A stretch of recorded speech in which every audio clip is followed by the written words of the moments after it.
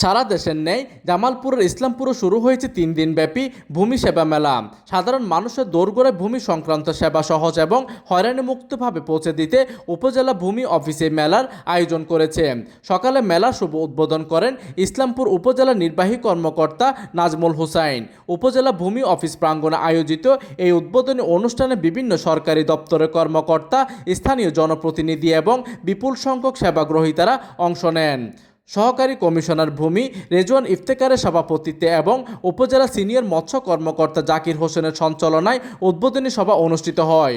অনুষ্ঠানে বক্তারা বলেন, এই মেলা সাধারণ মানুষের মধ্যে সচেতনতা বাড়াতে এবং হয়রানিমুক্ত সেবা নিশ্চিত করতে গুরুত্বপূর্ণ ভূমিকা রাখবে।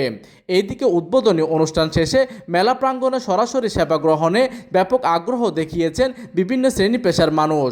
অনুষ্ঠানের অন্যান্যদের মধ্যে উপস্থিত ছিলেন থানা অফিসার ইনচার্জ মোহাম্মদ গাজী আব্দুল কাইয়ুম, উপজেলা বিএনপি সাধারণ সম্পাদক নুরুল হক নবাব এবং সাবেক উপজেলা পরিষদ চেয়ারম্যান নবী নেওয়াজ খান লোহানী বিপুল। প্রতিনিধির তথ্য ও পাঠানো চিত্রে ডেস্ক নিউজ, দিগন্তের বার্তা 24, জামালপুর।